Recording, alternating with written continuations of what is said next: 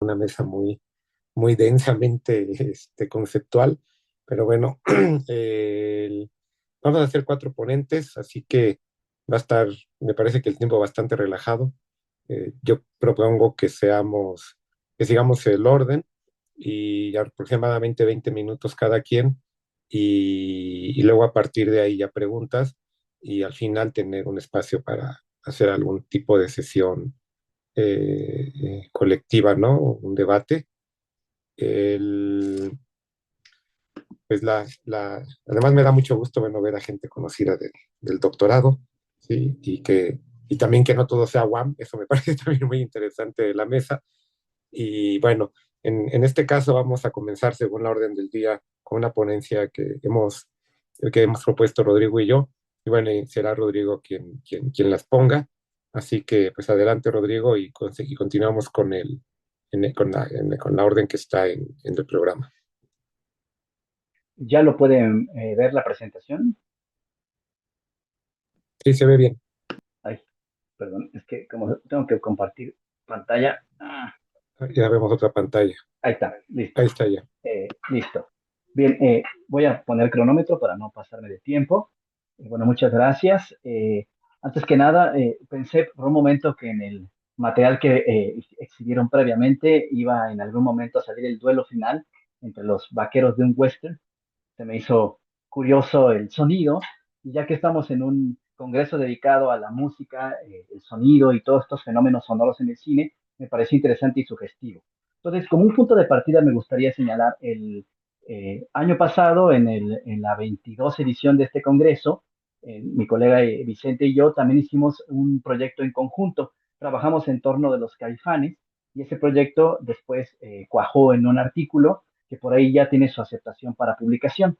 Entonces, continuamos con el diálogo, y en días recientes, quizás ustedes supieron que se estrenaron más o menos al mismo tiempo en México las películas Días Perfectos de Wim Wenders, y también la que le pusieron aquí Mi Amigo Robot o Robot Days de Pablo Berger, y son películas que en su momento circularon más o menos en cartelera al mismo tiempo. De ahí surgió un texto más en tono de crítica del cine que escribí para el espacio que tengo en una revista de la UNAM que se llama Punto en Línea, y de ahí surgió una conversación entre Vicente y yo acerca de esta película y su problema con el sonido. Y tuvimos esta primera idea, de la música en el cine a la música cinematográfica, la banda sonora en Perfect Days. Pero vamos a poner un poquito de contexto. Partimos primero del observable. Creo que la mayoría aquí conoce la película y la pudo ver. Saben de esta historia de Hirayama, que es un personaje que representa a una persona encargada de limpiar baños públicos en la ciudad de Tokio, pero que tiene pequeños espacios de ocio en su vida cotidiana, donde uno de esos fundamentalmente es la escucha de música. Y la música que escucha para nosotros es relevante porque creemos que representa una música que podemos pensar más allá de la banda sonora, desde la perspectiva de un bagaje cultural, un horizonte ideológico quizás, o por lo menos generacional, y por qué no decirlo así, un tipo de espíritu, es decir, es una música que encarna un espíritu, y que en algunas películas creemos ver que esa condición se puede encarnar. No obstante, por ejemplo, para el director de la película, como podemos ver en esta breve información que ponemos aquí, su interés era fundamentalmente hacer una ficción, aunque lo pensó originalmente como un documental. De hecho, la película surgió porque lo invitaron a hacer unos cortos documentales sobre la instalación de unos baños que son muy modernos. Unos de ellos aparecen en la película, que se colorean según si la persona está dentro o no del baño, que son bastante extraños, por cierto, y él decidió hacer mejor una ficción que representara a alguien que simbolizara la idea del bien común, que es algo que Benders creyó ver en la cultura japonesa, en contraste con otras culturas como la europea, sobre todo a raíz de la pandemia. En cuanto a la banda sonora, en distintas entrevistas, aunque aquí solo estamos rescatando la de un medio, el mismo director también dijo que la música sugería que el personaje podría estar aferrándose a su pasado, a su juventud, pero también que le encanta esa música, es decir, es su gusto, es su preferencia como horizonte cultural, y que no la elige al azar, sino que la trata de manera cuidadosa. Entonces, a partir de ello, en aquel texto original de crítica del cine que le comento, yo pensé en la música en función de dos grandes funciones que cumplía dentro de la película, ¿no? Por un lado, era el reemplazo, la juxtaposición, el sustituto de la voz del personaje principal, Hirayama, que casi es mudo, si la recuerdan, prácticamente no habla en la película, uno, y dos, había canciones particularmente pensadas en la estructura del montaje y en ciertas escenas que daban lugar al establecimiento de lazos entre personajes. Por ejemplo, la canción de House of the Rising Sun, que es la primera que suena en la película y es la única que aparece en versión en inglés y en versión japonesa cuando lo canta algún otro personaje que es de la generación del protagonista, y la canción Redondo Beach de Patti Smith, que aparece también dos veces y que genera también un vínculo entre el protagonista y una de las protagonistas más jóvenes. Entonces, a partir de esto, y ya con nuestro diálogo en conjunto, planteamos estas conjeturas y preguntas iniciales. Más allá de lo que Wenders afirmó, consideramos que la banda sonora en Perfect Days está articulada con las estructuras formales que suscitan la experiencia propiamente cinematográfica, así como con lo que llamaremos su ánimo o espíritu cultural. Entonces, a partir de esto, proponemos centrar la suposición de que la música favorece o desfavorece al cine y establecer otro tipo de preguntas. Planteamos tres iniciales. ¿Qué conceptualización puede contribuir a pensar la música cinematográfica?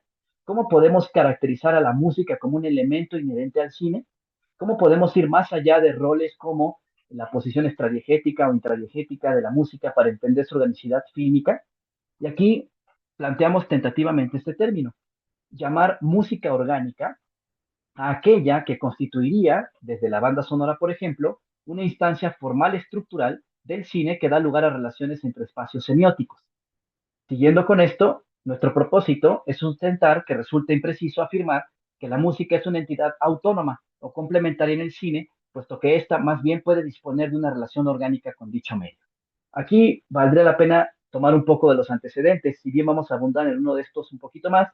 Partimos de la idea de organicidad, según como lo señaló Sergei Eisenstein en varios de sus artículos sobre montaje, donde se refería a la unidad orgánica del cine como esta idea de que es un sistema en el cual las distintas partes son interdependientes. En ese sentido, cuando articuló su teoría, digamos, más compleja, que es la del montaje polifónico, en el único libro que yo no he visto traducido en castellano, que es La no indiferente naturaleza, él sugería que todos los elementos funcionaban a la manera de un coro musical o de una estructura musical orquestal, como distintas funciones, distintas voces que articulaban esa polifonía, pero todas las partes, que podía ser imagen, montaje, puesta en escena, sonido sugerido, sonido real, etcétera, daban lugar a la idea de organicidad y que todas estas partes estaban además subordinadas a un mismo principio o una misma ley estructural.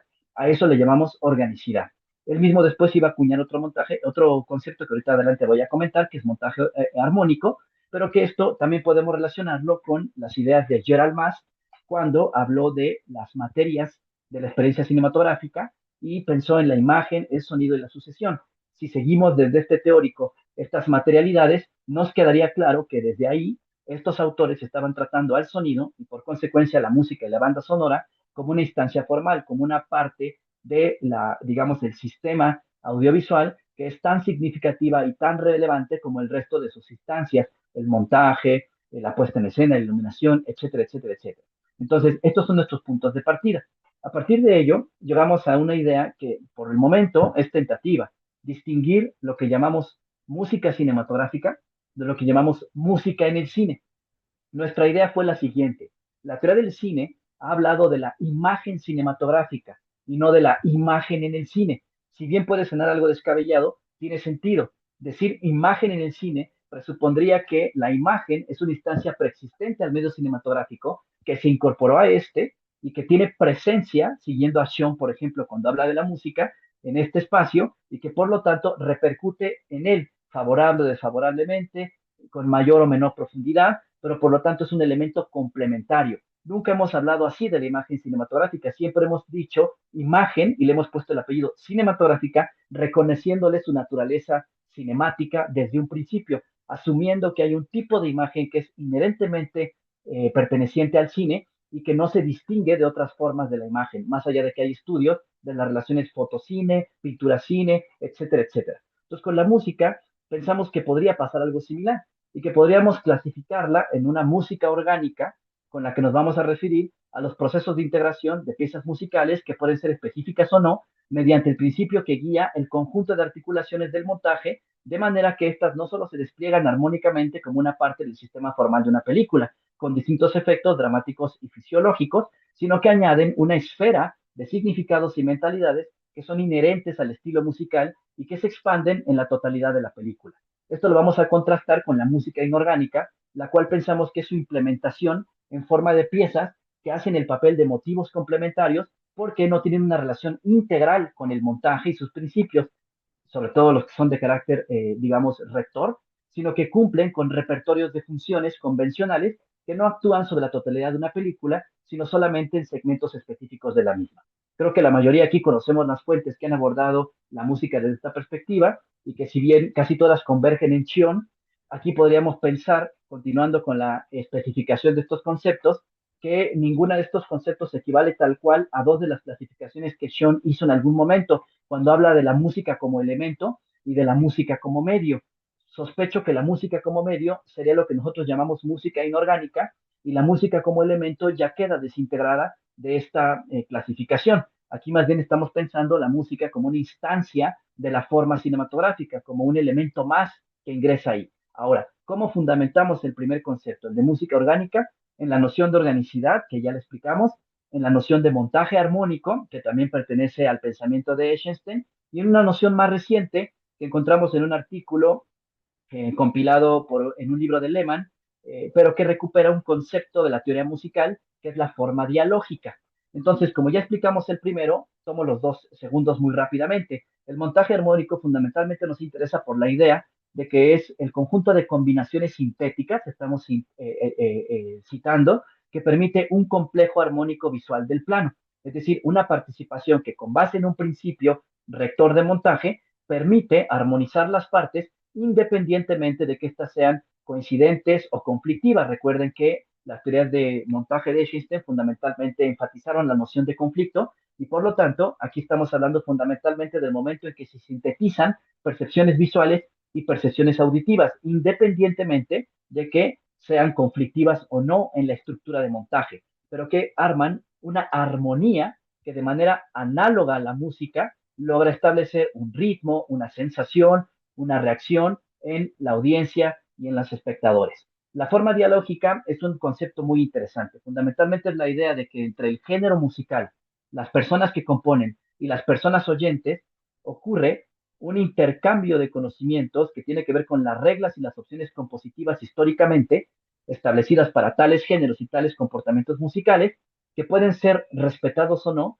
que entran en un juego de composición, por lo cual se convoca un diálogo en el cual estas tres instancias participan. El género, en tanto un conocimiento cultural estable y conocido, pensemos en los géneros musicales que aparecen en Perfect Day, es fundamentalmente subvariantes del género rock, etcétera, las personas que componen y los oyentes como participantes de un diálogo que posibilita transformar las expectativas, tener expectativas y vincularla con significados culturales o con espacios que vamos a llevar más adelante, siguiendo a Lotman, semióticos. Por supuesto, contrastamos esto con la noción de música inorgánica, siguiendo a Sean, ¿no? Sería lo que él denomina como música funcionalista y que, pensando también en lo que Amón y María han señalado sobre el tema, tiene funciones muy claras, ¿no? Como crear atmósferas, situaciones dramáticas, tener efectos de repetición o contrapunto, efectos de identificación con base en leitmotiv. Podríamos seguir otras funciones como las de Martin cuando habla de la dramática, la rítmica y la lírica de la música, etcétera, etcétera. Pero nos quedamos con una idea de Moon y Marie que se acerca a nuestro concepto de música orgánica, que es la idea de que sirve para estructurar el montaje audiovisual en vista de que su eje más continuo suele ser el sonoro antes que el visual, el cual suele ser fragmentado. Entonces, hay una serie de condiciones para cada una de estas dos conceptualizaciones. Aquí las vemos muy rápidamente. Solo voy a tratarlas de la música orgánica para que el tiempo nos alcance. Digamos, su organicidad le confiere una condición activa y estructurante. Es sintética porque integra distintos tipos de percepciones. Activa sistemáticamente las percepciones de la audiencia, sus emociones y sus expectativas al jugar con ella. Es autónoma porque es como una fuerza activa, una idea de Sean, y se despliega en el filme y más allá de él por su impacto cultural. Es dialógica en el sentido que ya dijimos, instaura un espacio de mentalidades, que más bien lo deberíamos llamar aquí espacio semiótico, ahorita lo explicamos, y no equivale a ninguna de las clasificaciones previamente mencionadas. Se contrasta en todo ello con la música inorgánica. Decidimos poner en contacto este concepto con la noción de semiótica de la cultura de Lotman y fundamentalmente rescatar tres conceptos. Primero, por supuesto, la noción de semiósfera, entendida como este entorno cultural compuesto por variados y específicos espacios semióticos, que comprenden lenguajes, textos, discursos, prácticas. Pensemos, por ejemplo, el campo de la música como entorno cultural, donde hay espacios semióticos que tal vez se deben a sus géneros, a sus épocas, a sus lugares y que originan discursos, prácticas, etcétera. Segundo punto, espacios semióticos, por supuesto, son los que componen a la semiósfera. Los vamos a entender como ambientes que producen signos y significados al tiempo que interactúan y se transforman mutuamente. Por lo tanto, implican procesos de significación al establecer nexos entre comunicación y cultura. Son diferenciados y específicos, pero no son cerrados, sino permeables, que esta es una idea muy importante en la conceptualización de Lotman, pensando sobre todo en el papel que puede ejercer la música estructurada dentro de una película y más allá de la película en su relación con las audiencias. Por eso, para nosotros la figura de traductor va a ser muy importante porque es la que posibilita este intercambio y comprensión entre diferentes espacios semióticos, funge como un filtro y además no solo filtra, sino que interpreta y posibilita la consistencia y el intercambio mutuo entre espacios semióticos. Entonces, este es un esquema que trata de simplificar al extremo un poquito lo que estamos tratando acá. Tomamos como punto de partida que el personaje de Hirayama tendría de alguna manera la función de la figura del traductor. Por lo tanto, también es el núcleo estructurador de la banda sonora y como estamos entendiendo banda sonora como una música orgánica dentro de la película, entonces, al servir como el traductor que filtra esta cultura musical, al mismo tiempo también tiene como efecto ser el eje que articula el montaje de la película, que podríamos pensarlo como el personaje que no solo entrega esta cultura musical a los más jóvenes, sino que además se correlaciona generacionalmente con su época, con las personas de su tiempo y de su espacio, a través de ese género musical. Y al mismo tiempo, otras prácticas que tienen que ver con esa concepción cultural, con ese espacio semiótico que él representa, se ven manifiestas en su comportamiento para otras personas, tanto de su generación como de nuevas generaciones. Como aquí nos interesa la música, solo vamos a analizar la relación personaje-música. Pero si ustedes miraron la película, recordarán que tiene otras prácticas, como por ejemplo la lectura literaria o la contemplación de los komorebi que se forman en los árboles con la luz del sol y que habitualmente realiza, o desplazarse en bicicleta, cosa que también choca en oposición con lo que hacen otros personajes de la película, como preferir vehículos, como preferir no pasear en bicicleta o no tener un espacio de contemplación o lectura, como ocurre con el personaje. Entonces aquí lo que tratamos de representar con el esquema es esa música orgánica en términos cinematográficos, los espacios semióticos, como el papel que ejerce la música dentro de la película y hacia afuera de ella. Separamos los grupos generacionales para entenderlos de alguna manera como representantes de estas grandes membranas semióticas. Ponemos a Hirayama como figura del traductor y partimos de la siguiente idea. Tenemos la conjetura de que es una figura que además interpela a una audiencia generacional a través de esos géneros musicales y interpela a una audiencia intergeneracional a través de la relación con los protagonistas jóvenes de la película y el paso de la música a estos dos. Recordemos que la chica de arriba se ve influenciada fuertemente por Patti Smith, mientras que el chico de abajo más bien quiere vender el cassette de Patti Smith para poder tener una cita con la chica de arriba. Entonces, en un primera instancia habíamos visto las articulaciones entre música y personajes, siguiendo una lógica de análisis tradicional del montaje en relación con la música, y nos encontramos que, por ejemplo, la canción House of the Rising Sun tiene este papel de ejercer una especie de relación con la narrativa de la película, de alguna manera abre la narrativa de la película, la cierra al articularse con Feeling Good de Nina Simone, pero sobre todo plantea la relación de comunicación generacional. Recordemos que la mujer más adulta que canta en japonés esta canción es también la cocinera con la que conviven los personajes de la época de esta generación. La segunda articulación es la canción de Redondo Beach, que ya la mencioné un poquito, y que propicia esa relación intergeneracional. También es una canción que refiere a la sensación de pérdida e introduce a la esfera cultural y a las expectativas de otra generación.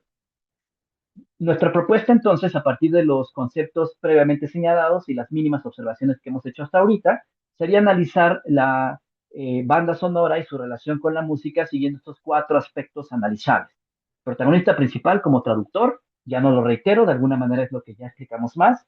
Los niveles de relación intergeneracional y generacional, donde pensamos que los jóvenes son interpelados generacionalmente y proyectados hacia la audiencia, y que los mayores son filtros del filme e interpelan a la propia generación del protagonista. Y bueno, este es un apunte que todavía estamos discutiendo, para mi gusto también a la generación del director, aunque no queremos hacer psicología ni biografía del cine, pero sospecho que tiene que ver con eso también. Protagonistas secundarios como Fuerza Centrífuga y Centrípeta, lo que acabamos de decir, mientras que Takashi se resiste a acercarse a ese género musical porque le asigna un valor más bien instrumental a la música para una necesidad inmediata que tiene él, no se acerca al espacio semiótico, no se permea o se deja permear por él. Mientras que Aya, la chica, sí lo consigue, sí entra en esa membrana y se incorpora mínimamente a ese espacio musical, actuando como una especie de fuerza centrípeta. Ahora, el personaje de Hirayama es cuasi mudo, por lo tanto pensamos que la banda sonora, en su, digamos, armonía con el resto de los elementos sonoros de la película, interactúa con el personaje cuasi mudo, la voz vinculante y el grano de voz. La primera idea es que hay una relación entre las canciones y la voz del personaje cuasi mudo, es decir, las canciones están colocadas en momentos estratégicos de la narrativa y del montaje, que permiten que entendamos lo que pasa por el pensamiento, por las emociones de Hirayama. Es como una función de reemplazo y actuaposición de su voz. La canción, además, segunda función, opera como un vínculo. Esto ya lo analizamos bastante en los previos viñetas de esta presentación. Y por último, el grano de voz, que es una idea que recuperamos de Roland Barthes y que se refiere fundamentalmente a que el grano de voz sobrepasa el contenido, sobrepasa la dicción, ¿no? El tema, el decir de la película, y lo convierte en una experiencia, un sentir, decimos, es una voz que sale del alma, y donde la generación de Aya no fue tocada del todo por la generación de Hirayama y su, digamos, espacio semiótico, sino por la voz de Patti Smith. Es decir, estas cualidades físicas de su voz hacen una resonancia emocional en el personaje oyente y es lo que le permite acercarse a otros horizontes culturales. Bueno, este es fundamentalmente nuestra avance hasta el momento. Y bueno, quisimos dejarles solamente como epílogo algunas de las ideas con las que inició esta reflexión, que fue en formato de crítica de cine, con estas dos nociones, ¿no? La canción que habla y el vínculo vocalizado. House of Rising Sun, sonrisa de amaceres inacabados. La expectativa de mirar un nuevo sol. Pacientísimo descubrimiento de un amacer completo. Minimalismo como actos y paisajes reiterados para acostumbrarnos a ellos y para fisgonear en las miradas y las impresiones de Hirayama contemplativo. El montaje juguetón con la potencia de un amanecer definitivo, incompleto, como la canción del sol naciente interrumpida por deberes. La contención de la sonrisa más feliz de todas. Incluso la falsificación del amanecer después de una siesta como Revi, que revela la impensable semejanza entre Rocío y Ocaso. Anticipación de un perfect day que ilumina la ruta de las experiencias trascendentales de lo cotidiano. Recorrer la tarde en bicicleta, que ahora es sombras alargadas, para moldear a una persona como la materia de sus propios sueños. Preludio de la sonrisa esencial y completa porque es capaz de llorar. La sonrisa del cara a cara con el sol. Este acto simple que convierte a la ciudad entera, con todo y la gente, y a los árboles que son gente, en bordes como Revi. Cuando Tokio es un árbol, la sensación de bienestar está completa y habla como feeling good. Bueno, un poquito la idea de esto es precisamente defender nuestra posición de música orgánica o música cinematográfica y aunque bien hay bastantes antecedentes teóricos en esta materia, ya no se trata solo de pensar la música como autónoma y no como complementaria, ni tampoco pensar como la música con menor o mayor jerarquía en el cine, sino pensar como la música en una instancia estructuradora que es parte del propio lenguaje cinematográfico, que es inherente a su condición y que podría valer la pena pensarla así, como un problema de forma integrado a las estructuras estilísticas y expresivas de las películas. Bueno, les agradecemos su atención y esta es nuestra propuesta temática hasta el momento. Gracias, Rodrigo. Dobles, porque también ya no tuve que yo que hablar, ya que expuso muy bien, ya no tengo mucho que decir. Bueno, creo que podemos tener unos 5 minutos de preguntas y ya dedicarle más tiempo, porque si no hay cosas que con con el paso de las ponencias se nos van olvidando, así que podemos hacer preguntas de bote pronto, muy breves, comentarios, y luego pues igual, ¿no? Respuestas también. Entonces, no sé si alguien tiene alguna observación, pregunta, duda.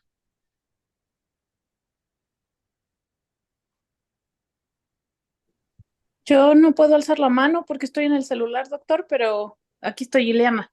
Perfecto, Liana.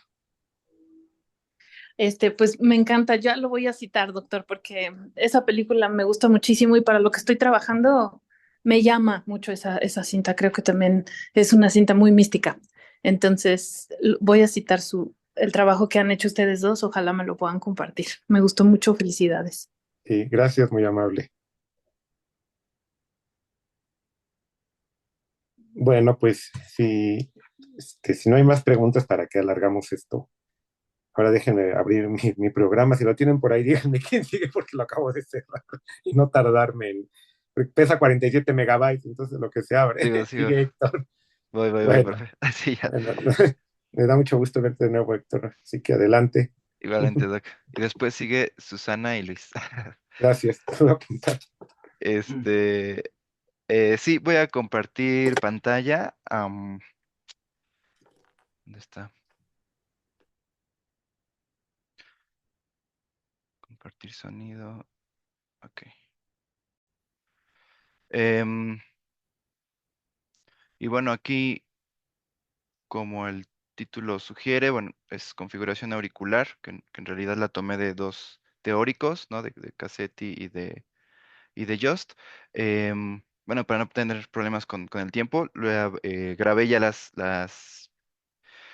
mis diálogos en la presentación. Entonces, si se escucha muy bajo, quizás lo puedo leer entonces, pero em, lo voy a reproducir. La configuración auricular en Raging Bull de Martin Scorsese.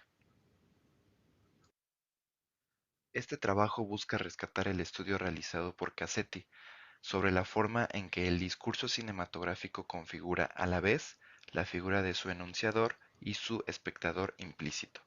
Si bien Cassetti se ocupa principalmente por la mirada, lo visual, aquí pretendía anexar lo relativo a la audición y explorar su conjunción con la imagen. Para lograr este objetivo, retomé la noción de auricularización propuesta por Just. Finalmente, presento este modelo que llamé configuración auricular en una secuencia de Raging Bull de Martin Scorsese.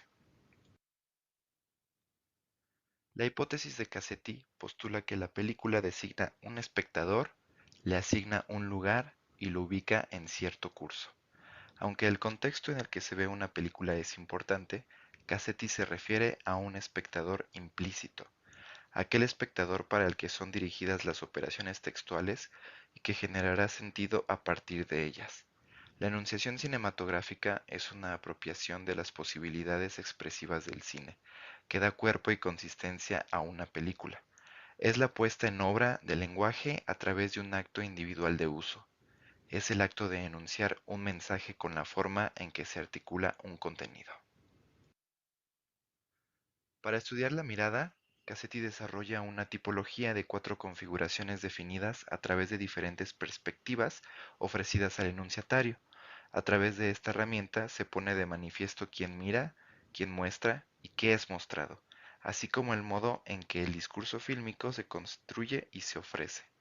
Las 4 configuraciones son la mirada objetiva e imposible, la mirada subjetiva, la interpelación. La primera se trata de una forma de escritura neutra. No existen en esta configuración elementos que representen a un yo enunciador ni a un tú enunciatario, ni reparamos en la presencia de la cámara. Puede considerarse como la mirada de nadie. La segunda es pensada como una construcción atribuida al enunciador cinematográfico. Nos muestra sus componentes técnicos. Aquí la instancia narrativa es clara. Ella mira y nos hace mirar. La mirada subjetiva es aquella atribuida a un personaje. Esta configuración nos hace mirar aquello que un personaje mira. Se trata de los tipos de plano nombrados como puntos de vista o planos subjetivos. La interpelación es la mirada de un personaje hacia el espectador. Es otro modo, junto a la objetiva imposible, en que la instancia narrativa se hace presente, pero esta vez a través de la figura de un personaje. Esta mirada pone de manifiesto el tú enunciatario. Un elemento del discurso cinematográfico que no es explorado por Cassetti es el sonido. Los datos auditivos, recordemos, se dividen en 3: ruido, diálogo y música.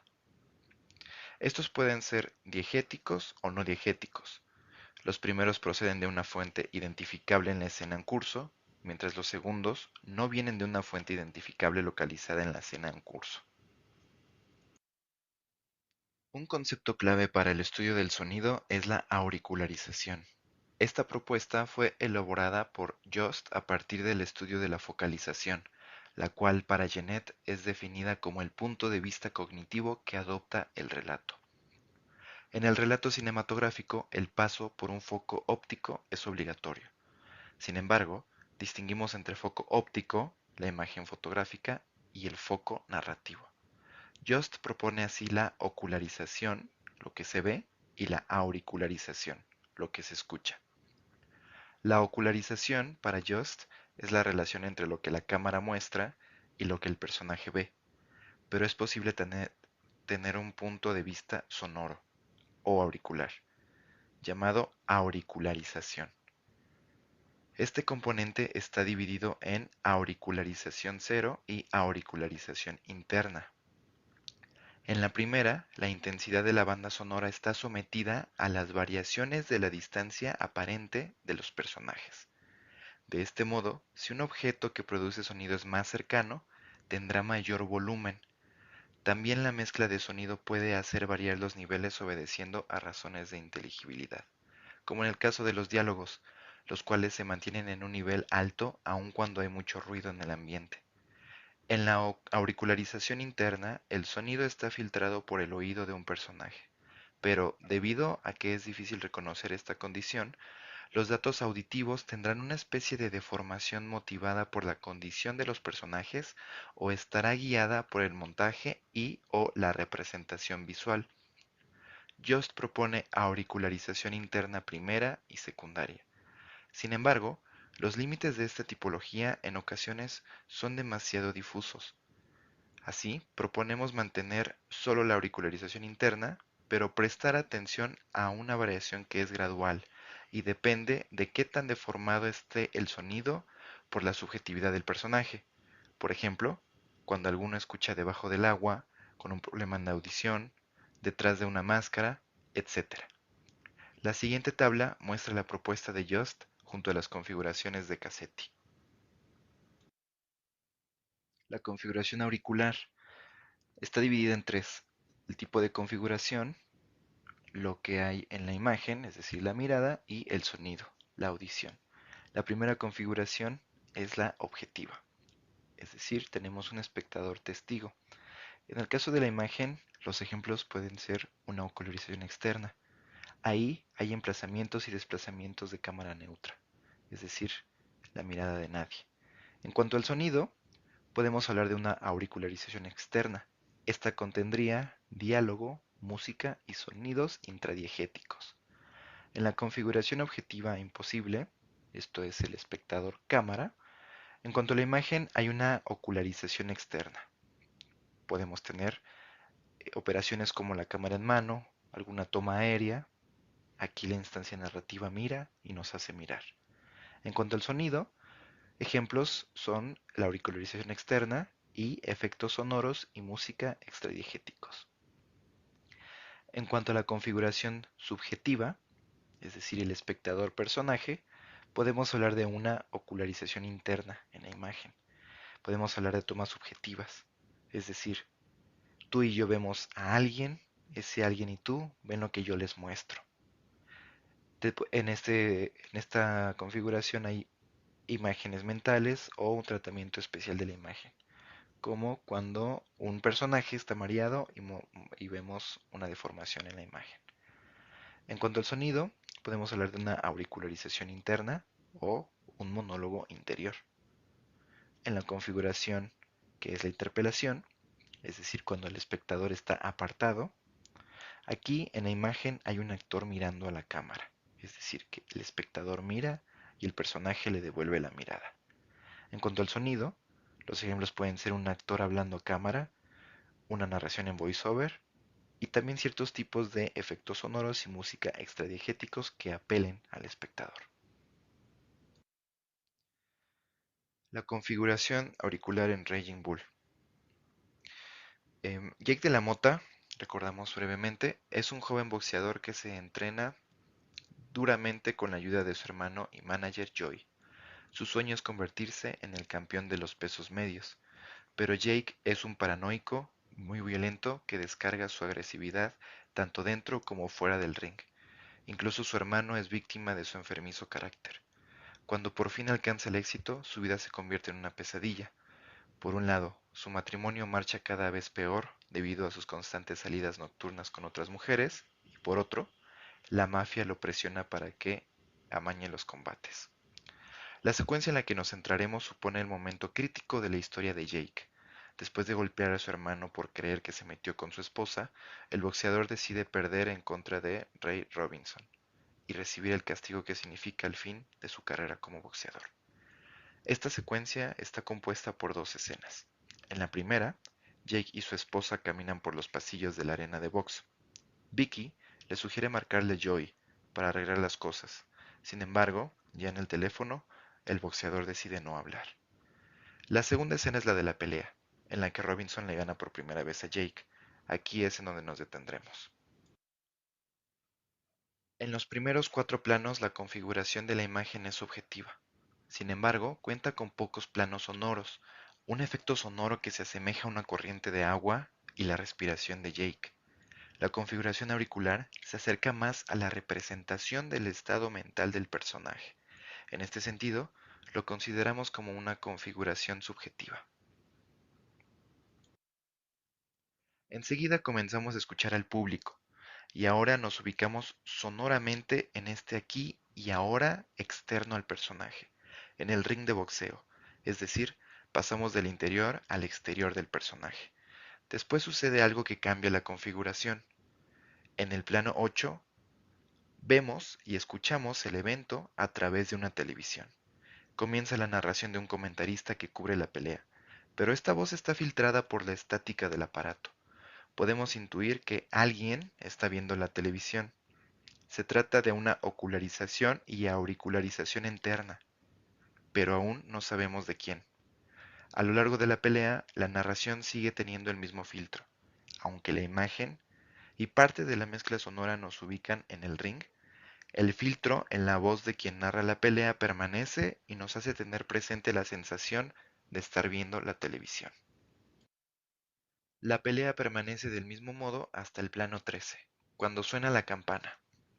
Ahora descubrimos quién está mirando la televisión. Es Joey, quien anuncia que esos fueron los últimos golpes de su hermano. Ahora nos podemos remitir a la focalización como conocimiento compartido entre el narrador, los personajes y los espectadores. Pues el hecho de que se trate del último golpe de Jake es algo que Joey sabe y los espectadores no. La información se limita a que Joey sabe lo que Jake también sabe, o más bien, la decisión que recién ha tomado. Cambiamos la auricularización del lugar, pues se trata de la forma de escuchar desde la sala de Joey. Sigue siendo externa, pues se encuentra con su esposa y ambos escuchan lo mismo. La estática de la televisión se mantiene aun cuando ya nos ubiquemos en el ring, por lo que los personajes presentes en la arena no escucharían la narración de la misma manera. Existe entonces una desarticulación entre ocularización y auricularización. Se encuentran en espacios distintos. La ocularización es una configuración objetiva, externa o cero, mientras que la auricularización es más compleja. La voz del narrador parece filtrada por la TV, pero parte de la mezcla nos ubica en el ring. Durante el momento en que Robinson golpea a Jake, la configuración parece ser objetiva e imposible, pero solo se trata de la imagen. Notamos la cámara lenta y la multitud de cortes. Sin embargo, la mezcla sonora es diferente. Los golpes y los chorros de sangre tienen mayor volumen. Esto nos transmite la sensación de una configuración subjetiva del sonido. De este modo, nos identificamos más intensamente con el personaje. En resumen, las configuraciones en este encuentro son más complejas porque, en esta ocasión, y a diferencia de las demás, Joey mira y escucha la pelea a través de un televisor. De este modo, en ocasiones, la banda de imagen y la banda sonora se encuentran filtradas por distintos perceptores, la configuración objetiva, lo subjetivo de Joey y lo subjetivo de Jake. Cassetti, en su teoría, nos comenta que existe un camino que se realiza junto al espectador. Hablamos de mandato, competencia, performance y sanción. El primero se refiere a la actividad que el enunciador cinematográfico les asigna a los personajes. La competencia se trata de la capacidad y los conocimientos necesarios para llevar a cabo ese mandato. En el caso de la secuencia de Toro Salvaje, la enunciación le da a Jake y a Joey muchas capacidades. Primero, a Jake se le otorga la capacidad de construir la configuración sonora con respecto a su estado mental, pero esta capacidad se le otorga también a Joey. Después sigue el performance. La actividad de Jake es la misma del boxeo, mientras que la de Joey es la de la lectura, la de descubrir los hechos. Es su comentario el que nos anuncia la decisión de Jake. Ese fue su último golpe. Joey, como lo comentamos, tiene la capacidad de ver, de escuchar, pero también de saber y compartir ese conocimiento con nosotros. Finalmente viene una sanción, la cual es la autorización para establecer los hechos del mundo. Comentábamos que el enunciador puede transferir su papel a un carácter interno, un personaje o narrador. Para llegar a ese punto, el mandato, la competencia y el performance son evaluados por una instancia fuera de la acción. Podríamos evaluar el papel de ambos personajes de forma afirmativa bajo la condición de verdad. Jake decidió perder, Joey lo anunció y al final esto se cumplió. Pero el hecho de cumplir con la condición de verdad significa que es lo mejor para el personaje. Por una parte se respeta la decisión del protagonista, pero ya conocemos su personalidad errática. Obtiene lo que se merece en una auténtica sanción, y más tarde, cuando llega a la cárcel, se arrepiente de su decisión, se castiga. Los mismos puños que usó para llegar a la cima es el medio para castigarse al golpear la pared. Sufre por el dolor en sus manos. Esta es la tercera imagen. En cuanto a Joey, no conocemos qué sucede después de la derrota, pero es claro que no perdonó a Jake, lo sabemos por su encuentro hacia el final de la película. En cierto sentido, la sanción de Raging Bull es satisfactoria. El camino que nos plantea Cassetti nos pone de manifiesto que el objetivo de la película es la calidad moral de la historia. A Jake LaMotta le va mal porque no hace lo posible porque suceda lo contrario. Su actuar le hace perder a su hermano, a su esposa y a sus hijos, además de perder su campeonato y su club. Al final de la película, el personaje no parece triste. Se prepara para salir a dar su rutina de comedia y se pone a entrenar antes de salir. Lo vemos en la cuarta imagen. En la jerga del boxeo, hace sombra. Nunca deja de ser un boxeador, y en cierto sentido ese es su poder. Caer y levantarse, o, en este caso específico, el de Jake, y tal como sucedió en su pelea contra Robinson, nunca cae realmente. Es golpeado, tiene heridas serias, pero siempre se mantiene en pie. Muchas gracias.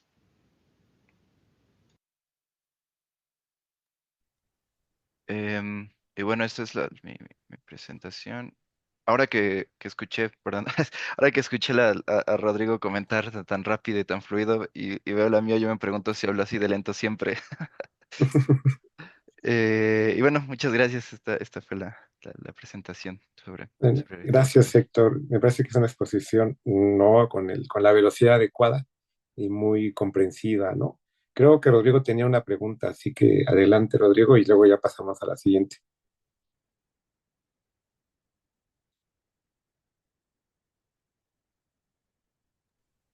Perdón, es que la pantalla aquí es complicada.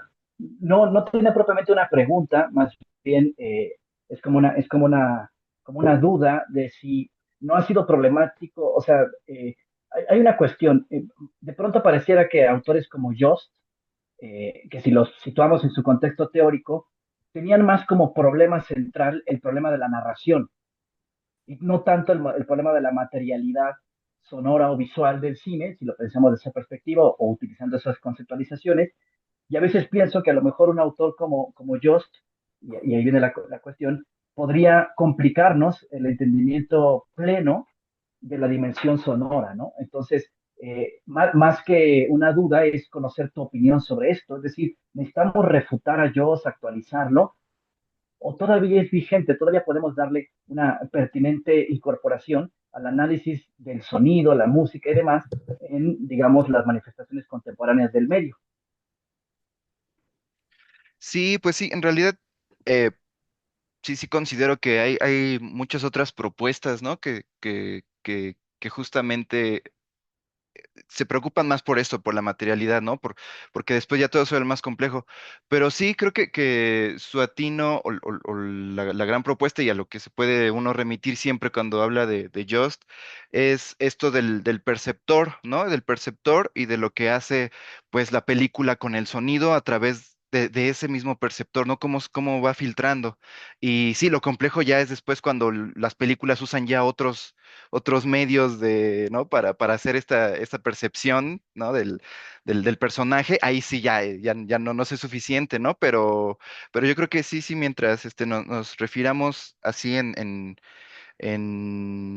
cuanto al es filtrado o la película hace todo para que parezca que el sonido está filtrado por el personaje, a mí me parece justo necesario incluso, ¿no? Como retomarlo. O bueno, es como lo primero que pienso cuando empiezo a ver alguna película en la que, pues, o esta, por ejemplo, la ay, no me acuerdo, un músico que va perdiendo la audición, no me acuerdo ahorita, pero justo me remití a él, ¿no? Porque sí, la película trabaja demasiado sobre la percepción de una persona que está perdiendo Sound of Metal, justo, que está Ujú. perdiendo la audición. Entonces es ahí cuando entra que justamente se puede reelaborar, ¿no? Sí, eso es lo que opino ahorita con Just. Muy bien. Bueno, gracias, Héctor. Continuamos, tenemos ahora una ponencia colectiva, bueno, de dos. Así que, bueno, como ustedes quieran exponerla adelante, por favor. Hola, buenas tardes. Pues primero decirles que nos da muchísimo gusto poder compartir con ustedes en esta mesa. La verdad es que estamos aprendiendo muchísimo y nosotros no somos de UAM, pero también somos alumnos de Lauro Zavala. Entonces, pues estamos muy contentos de poder compartir lo que estamos intentando hacer por nuestra cuenta, ¿no? Entonces, vamos a presentarles un trabajo que titulamos Escucha empática y entornos sonoros, transformación narrativa en Der Junker Torles de Volker Schlondorf.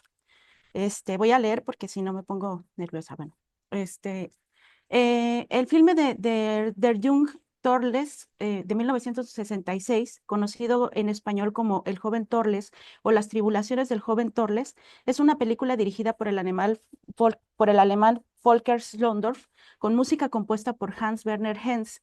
Se trata de la adaptación al cine de la primera novela del escritor austriaco Robert Musil, Las tribulaciones del joven Torles, que aborda la experiencia de este joven durante su estancia en una academia de cadetes militares del Imperio Austrohúngaro a inicios del siglo XX.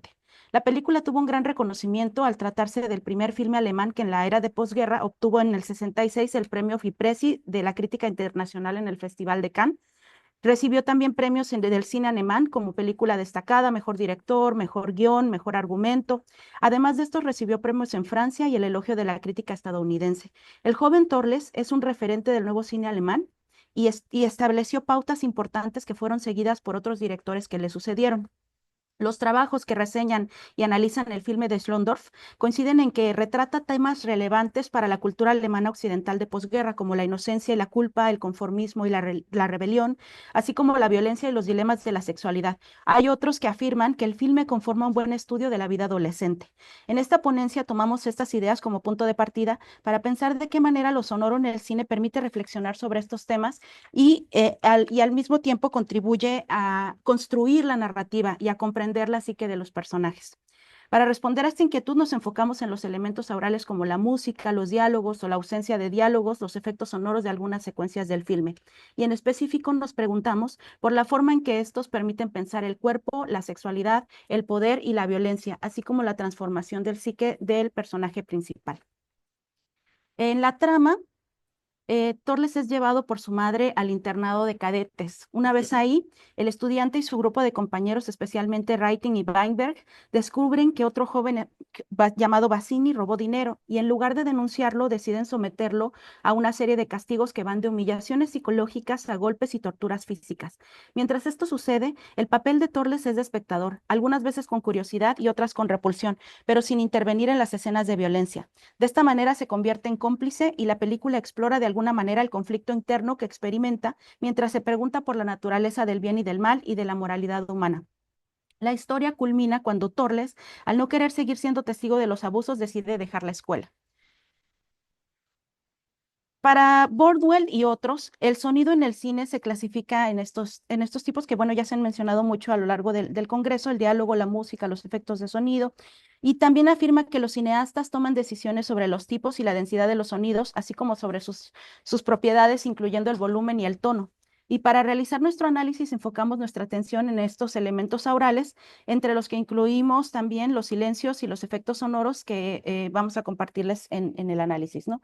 Siguiendo a Naid Kasabian y a Elsie Walker, nos situamos también como perceptores, más que como espectadores, para permitirnos ser impactados visual y auralmente por el filme y, por tanto, poner atención a las impresiones subjetivas que estos elementos nos producen. A través de analizar algunas de estas secuencias, nos vamos a preguntar cómo estos elementos aurales contribuyen con el discurso visual, dando cuenta de la corporalidad, la sexualidad, el poder, la violencia, y nos dan pistas sobre la transformación de la psique de Torles. Aunque la trama de la historia sucede principalmente en un entorno predominantemente masculino, hay algunas escenas importantes donde la presencia femenina emerge en la narrativa. Elegimos estas secuencias porque consideramos que revelan a través de lo visual lo que el personaje principal está experimentando en relación con su sexualidad. Esto es, un joven que está curioso por el paso de la infancia al mundo adulto y que manifiesta interés sexual por las mujeres. Creemos que el trabajo de los elementos aurales en estas secuencias contribuye a construir esos sentidos. En una de las secuencias, Torles se encuentra con Weinberg en un café. El segundo lee una nota de periódico mientras Torres lo escucha y observa a una mesera joven realizar el servicio de su mesa. Schlondorf describe esta escena en el guión de esta manera: al frente todo está en silencio e incluso la gruesa y envejecida pastelera parece estar durmiendo detrás de su mostrador. La mesera llena los vasos. Los ojos de Torles se deslizan sobre su suave suéter de mohair que se ajusta firmemente a su brazo blanco y aterciopelado. La piel está plegada en el pliegue interno del codo como un suave brillo cubierto por una fina capa de sudor. En esta secuencia, el uso minimalista del sonido remarca la presencia de esta joven mujer. Elsie Walker afina que el uso sutil del diseño de sonido en un filme ayuda a remarcar la experiencia corporal que puede transmitir emociones o acciones tangibles. Walker argumenta que los sonidos tenues, cortos y de bajo volumen tienen el poder para mediar la interpretación de algunas características que pueden interpretarse como femeninas o masculinas.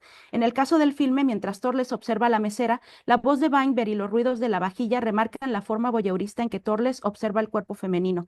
En esta escena, el diseño de sonido es sutil y acompaña de forma cuidadosa los movimientos de la mesera. Ella acomoda los platos, limpia la mesa y la vajilla de Torles. Mientras hace esto, la atención de Torles se concentra en sus manos, su cuello, su rostro. Los sonidos que acompañan la secuencia, además de la voz recitada de Weinberg, son cortos, aparentemente imperceptibles. El golpeteo del temblor de las tazas con los platos, el roce de la charola de servicio mientras se arrastra contra la mesa de madera, una botella que se enrosca, dan una idea de fragilidad que rodea el cuerpo de la mesera. En otro close-up, Torles se moja los labios, se sigue por otro close-up donde la mesera realiza el mismo gesto mientras vierte un líquido que suena caer en un vaso como un cosquilleo. La cámara se centra en detalles aparentemente banales como los pliegues de la piel y el sudor en el codo, mientras la acción en sí misma parece quedar suspendida en un espacio de contemplación enmarcada por la voz de Weinberg. Los sonidos asociados en este momento íntimo, como el susurro de la tela, el suave vertido del líquido, crean una atmósfera donde las miradas y el silencio entre sonidos delicados son el punto de atención. La escena termina cuando la mesera recoge la vajilla con cuidado, también con ruidos cortos y delicados. Torles regresa su mirada a Weinberg, que no dejó de leer nunca la nota del periódico.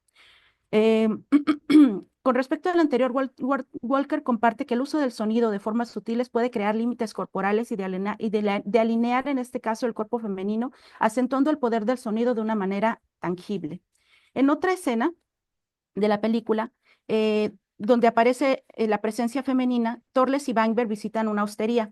La escena inicia con los jóvenes entrando a un lugar escondidas. De una de las puertas de este lugar se desprende el sonido de risas de hombres que parecen tener una fiesta amenizada por música gitana tocada con un violín. Torles y Weinberg entran al cuarto de al lado y se reúnen con una mujer de expresión sobria y mirada fija, de cabello largo, oscuro y lacio que cae sobre sus hombros. Su piel es clara y tiene rasgos faciales marcados y delicados. Ella está vestida con una bata o túnica de rayas que le brinda un aire de intimidad. Mientras la música gitana se sigue escuchando como sonido ambiental, después de saludar a Bocena, la prostituta, se escucha el llanto de un bebé. Es Bocena cuidando a su hijo. Mientras Weinberg platica con Bocena, Torles se mantiene inmóvil, solo intercambiando miradas con Bocena en algunos momentos. El contraste entre el diálogo activo entre Weinberg y el silencio de Torles refuerza su rol como observador pasivo, alguien que no interactúa directamente, sino que contempla desde una distancia emocional. Cuando ella le pregunta a Torles por su actitud, Torles no responde y solo escucha el silencio del cuarto, que es enfatizado por el violín gitano del fondo. La voz de Bocena es pausada pero fluida, es suave y con un tono grave que enfatiza la sensualidad del personaje. Una voz que se escucha con claridad, aunque en ocasiones parece un susurro. Ella camina lentamente de una esquina a otra del cuarto, cuestionando al joven familiar, al origen familiar de Torles. El diseño de sonido describe sus pasos. Son suaves y sutiles, produciendo un entorno de tensión seductora por el silencio de Torles, pero también por la forma en la que ella lo provoca al cuestionarlo sobre su clase social. Mientras que Torles se desarrolla en un entorno de elitismo académico, Bocena representa una clase social baja y en contraste podría entenderse a través del uso del violín gitano que se escucha en el fondo. En este contexto, la música funciona como un reflejo del distanciamiento emocional entre Torles y la sensualidad que él percibe respecto a Bocena. La música que se escucha al lado intensifica la incomodidad emocional y el magnetismo de la mujer. Esta música puede entenderse como exótica y los sonidos externos actúan como barreras invisibles que separan sus mundos, enfatizando la distancia social entre ellos y en coincidencia total con lo que se discute en el diálogo del filme. Según Walker, utilizar sonidos ambientales como la respiración fuerte o los sonidos externos en ocasiones remarca los límites corporales y emocionales de los personajes. En esta escena, la música de al lado es más que un elemento musical, es también un símbolo que remarca las diferencias sociales y enfatiza las tensiones internas de Torles. Y bueno, así sigue avanzando la secuencia, pero voy a darle oportunidad a Dante de que nos comparta sobre otras secuencias más, porque creo que el tiempo lo tenemos muy encima.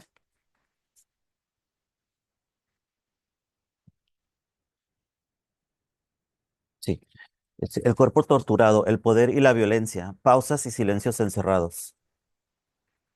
Con la supuesta idea de hipnotizar a Bassini, de que hipnotizar a Bassini ayudará a recuperar su dignidad, Weinberg aparece en escena en el ático. Bassini está de rodillas sobre una viga de madera. Weinberg le da instrucciones. No hay música en la escena y el diseño de sonido es discreto. Se escuchan apenas los pasos y el crujir de la madera del cuarto, reforzando la opresión del espacio.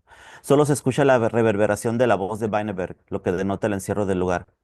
Los pasos acallados de Weinberg en un medio plano se siguen por un plano detalle de sus manos cargando un arma. Los sonidos de sus movimientos son claros, incisivos, agudos. El sonido de movimiento de ropas delata que Writing y Torles también se encuentran ahí. Weinberg amenaza a Bassini y hay un silencio de varios segundos.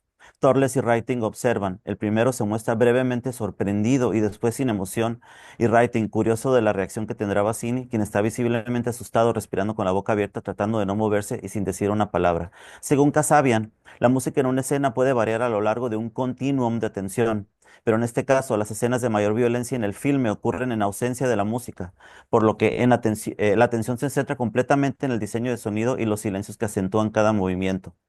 Weinberg le da una llave a Bassini y recita las instrucciones para la hipnosis. Cada instrucción es pausada, dejando un silencio entre cada frase. Weinberg, cito del guión, Weinberg, que mira fijamente a Bassini, le dice, concéntrate en la llave. Silencio. Está dando vueltas. Silencio más largo. Intentas detenerlo. Silencio más largo que el anterior.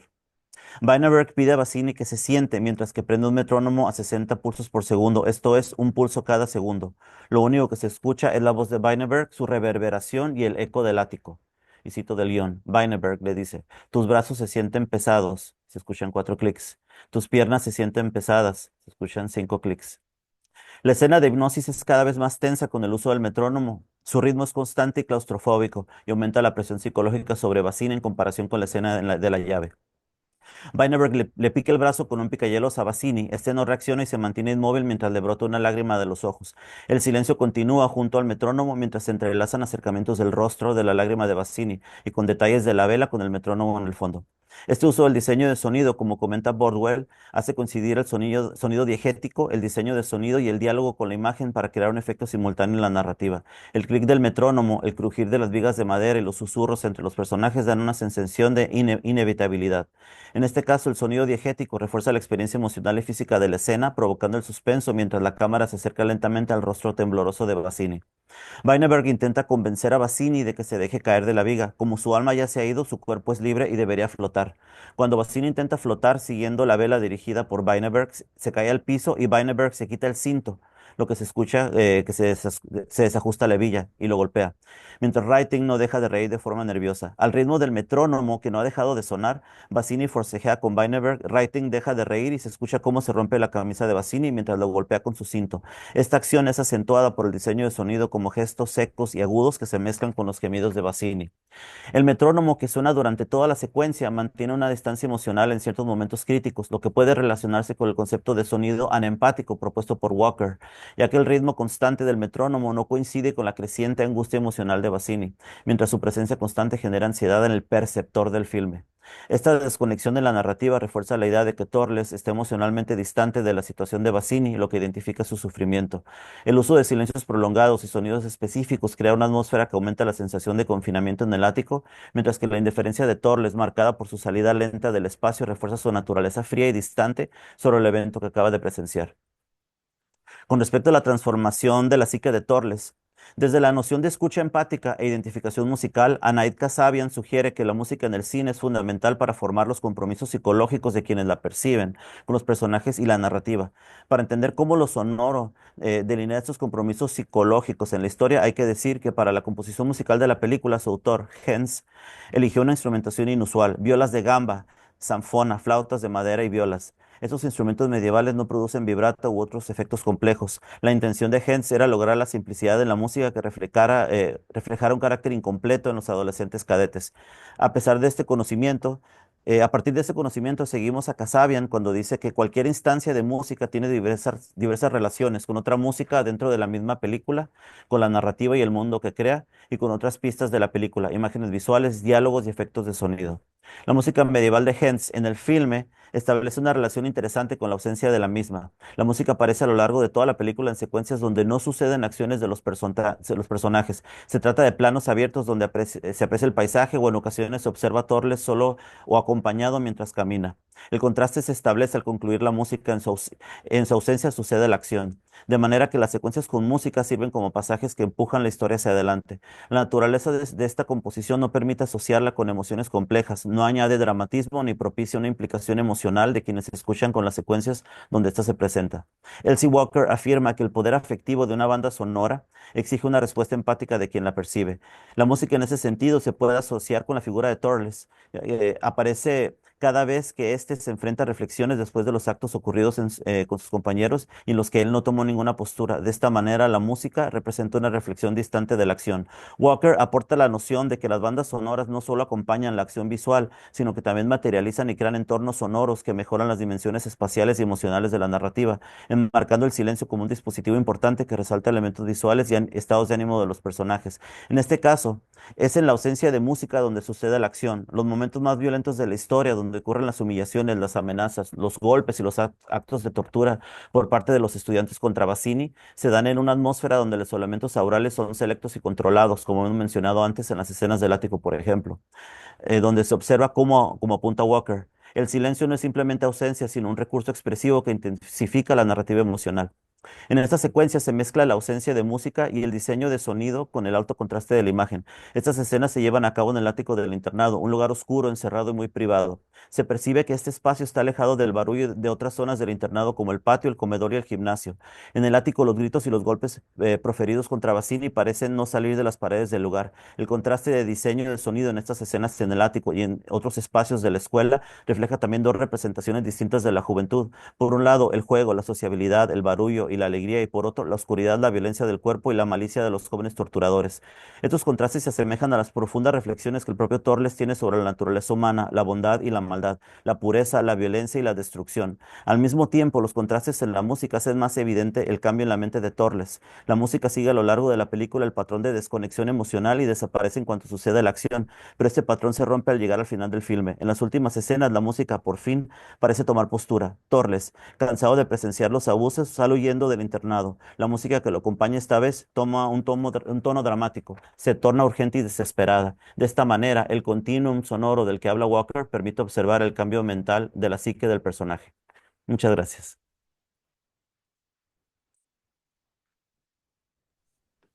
Bueno, les agradecemos además por hacernos recordar el valor que tienen estas películas y bueno, y por hacer el acento en el sonido, cosa que nos obliga y nos invita a volverla a ver, ¿no? Porque hay aspectos bien interesantes que ustedes identificaron que precisamente porque a veces la banda o la imagen nos dice tanto que el sonido lo dejamos de un lado, ¿no?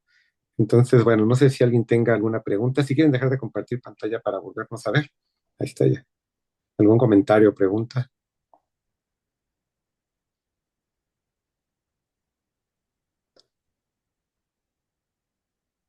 Bueno, pues si no, Bueno, entonces, puedo sí, comentar adelante. algo muy rápidamente. Bueno, más que un comentario, es una disculpa. Ahorita se me incrusta esta actividad con otra y entonces voy a escuchar un poquito de la siguiente ponencia y me tendré que retirar, lo cual me apena mucho porque me interesa escucharlas todas, pero también pensando en la que acaba de ser expuesta, recordaba, bueno, es muy raro y para mí se me hace muy afortunado, lo digo en título aparte, que trabajen a Volker Stundorf y que no sea el tambor de hojalata. Y a mí me parece que su análisis del joven Turler, la verdad es que me reveló algunas cuestiones que hasta me puse a pensar, bueno, ya la vi hace muchísimos años que me preparaba para unas clases con el maestro Jorge Ayala Blanco y la reví para algunas cuestiones. Y una de las cosas que me di cuenta con su análisis es que no tomé en consideración en aquel momento la importancia que tiene el sonido en esta película y particularmente la música, si consideramos que además tiene varias secuencias de absoluto silencio y que los personajes son muy cerrados, son como espacios cerrados porque no están sobredramatizados, como ustedes bien lo apuntaron, y además gran parte de las acciones son miradas y gestos corporales o actos corporales. Entonces, en esa dimensión abstracta que tiene la película, la manera en que relacionaron los tipos de instrumentos, los timbres de los instrumentos con la caracterización de personajes, me parece que sí va a ofrecer una lectura diferente de una película de esta importancia, ¿no? O sea, que pienso, yo no recuerdo haber leído un análisis así de una película de Folker que no fuera el tambor de hojalata. Y eso me parece sumamente importante. Bueno, el tambor de hojalata y el honor perdido de Katharina Blum, la que hizo con Margaret von Trotta y de alguna manera también con Heinrich Buell, el escritor que escribió la novela. Entonces, yo más bien esperaré leer su texto muy ansioso porque es una película que para mí tiene un valor personal muy importante, pero también este interés de investigación. Entonces, gracias. Gracias. Bien, pasamos entonces a la siguiente, a la última ponencia de Juan Manuel Díaz de la Torre. Adelante, Juan Manuel. Muchas gracias, Vicente. Gracias por el espacio, gracias a mis compañeros ponentes. Y ahora voy a pasar a compartir la presentación. Ok, ya ahí se ve la presentación. Ahora sí ya se ve. Ok, perfecto. Bueno, yo voy a hablar sobre el papel de la música en la cinta tamil. Bueno, es digamos, un sector específico del cine de la India. Voy a hablar de el papel y el uso de la música en la cinta Nankadabul, que en español sería traducida como Yo soy Dios. Entonces, bueno, para empezar, una breve introducción al cine de la India para quien no tenga una clara, digamos, estructuración de cómo funciona. Para empezar, no vamos a encontrar una sola industria cinematográfica en la India, sino es discutible, pero vamos a encontrar alrededor de 8, 9, cada uno con su apelativo, ¿no? Bollywood, Collywood, Tollywood y así sucesivamente. Lo que por lo general nos llega aquí en Occidente y sobre todo en México con el canal C Channel, me parece que se llama, es Bollywood, ¿no? O sea, es el cine más comercial, es el cine producido en Mumbai y en idioma hindi, ¿no? Entonces, por lo general, lo que más se exporta y pero vamos a encontrar diferentes estructuraciones a partir de diferentes formas de contar, tanto de la puesta en escena como de contar historias. En este caso, pues Nanka Dabul es una cinta del llamado Kollywood, o sea, el cine en idioma tamil. Bueno, como aquí lo menciona la cita de Sharaf Rehman, la idea es que el cine de la India, prácticamente desde que se hizo la primera proyección alrededor de 1897-98, cuando todavía era el Rush británico, pues la producción cinematográfica en la India va a seguir mucho los patrones hollywoodenses, va a seguir sus géneros y sus convenciones genéricas, con la excepción de que por lo general vamos a encontrar números musicales insertos, ¿no? Entonces, me parece que pensar que el musical en la India es un género es un poco una simplificación y no entender las convenciones tanto narratológicas como genealógicas del propio cine, ¿no? Entonces, y además la cuestión de, por ejemplo, siempre buscar un poco la idea de hay eh, tenemos elementos de cine romántico, hay una historia de amor que por lo general va a encontrar un buen puerto, ¿no? Un buen final. Eh, y claro, de la pregunta que inclusive en otros lugares he respondido, en otras ponencias y en otros artículos, porque siempre se canta y se baila, tiene que ver con una tradición de, no nada más de la herencia del cine sobre el teatro de la India, pero particularmente por inclusive filosofía estética y una serie de nociones específicas que tienen que ver con la obra de arte que vienen inclusive del hinduismo, ¿no? Esta idea de la obra de arte total en la India tiene que evocar todas las emociones, incluida el amor, la rebeldía, la justicia social, toda una serie de cosas. Entonces, por una de estas, es esto una de las razones que el cine de la India no puede realmente, digamos, acoplarse específicamente a nuestras convenciones genéricas, porque de entrada una obra de arte, la obra narrativa, va a estar tratando de evocar diferentes emociones en diferentes capacidades. Entonces, muchas veces cuando se nos vende una cinta de la India como, es que esto es romance o este es terror, pues va a decir, pues nos va a saltar que no van a seguir las convenciones hollywoodenses, porque efectivamente, si bien los tiene como un patrón de diálogo,